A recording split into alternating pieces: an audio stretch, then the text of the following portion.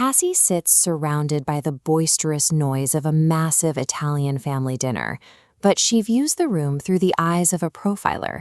She belongs to a highly classified government program that recruits teenagers to crack active FBI investigations. Her father unexpectedly arrives early from his overseas deployment to deliver devastating news. After 5 long years of searching, the police have finally recovered her mother's remains. She is given 0 time to process this staggering loss. Almost immediately, the FBI summons her team back to the field for a new, high-profile case. Cassie has to force her trauma into a psychological box. She must lock away her own grief to hunt a monster operating in plain sight. The targets in Las Vegas seem entirely random. A college student drowns in a casino rooftop pool. A stage magician is attacked at a different hotel.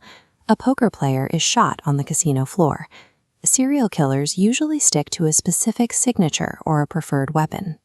Here, the geographic locations and the methods of execution change completely with every single body. Look closely at this image. Hidden beneath the varying methods of death is a single piece of trace evidence connecting them all. The killer leaves specific numerical digits carved precisely into the victim's flesh. The killer is treating human lives as variables in a calculated equation waiting to be solved. Sloan, the team's resident human supercomputer, zeroes in on the exact timeline of the murders, searching for a gap in the logic.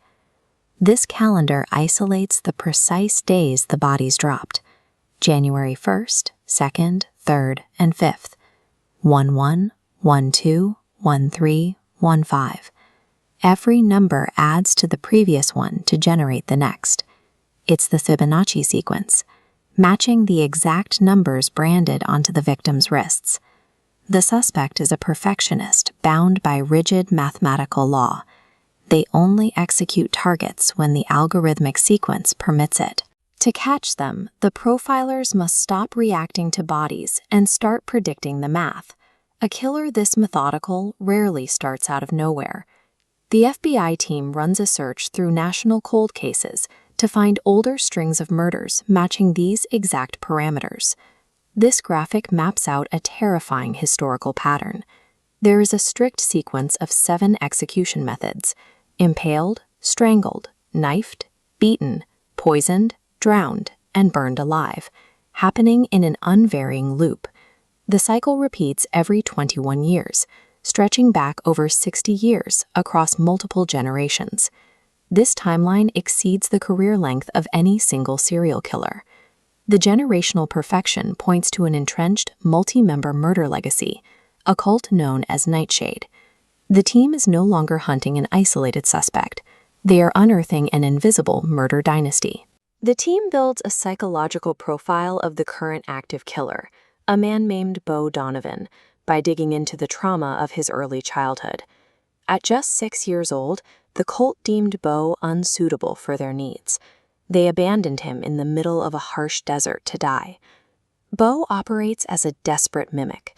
He utilizes the Fibonacci sequence to escalate the violence, hoping to prove his worth to the people who discarded him. His twisted goal is to impress the cult and claim the title of 9, the chosen heir selected to lead the next generation of killers. Bo's math is perfect, but his psyche is compromised by an all-consuming need for validation. The team forces a re-examination of the Las Vegas victims, looking closely at the specific physical traits the killer selected for his targets. This FBI dossier reveals a terrifying physical match. The deceased victims bear an uncanny resemblance to the teenage profilers themselves. Look at this map of the murder sites. When you plot the geographic locations, they connect to form a perfect golden spiral, pulling tighter and tighter inward. The dead center of that geographic spiral points directly to the Majesty Casino, where Michael, one of their own team members, is currently located. Bo is closing the distance. By mirroring the profilers in his victims and centering the spiral on their location, He has transformed the investigators into the final variables of his lethal solve.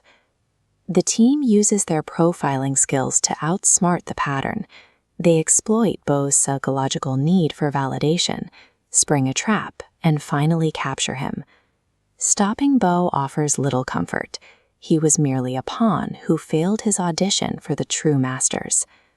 The narrative creates a specific tension by forcing these teenagers into a collision between their found family survival and the cold logic of high-stakes deduction. Beau was caught. But the numbers never lie, and the Nightshade cult remains in the shadows, quietly waiting for the 21-year cycle to begin again.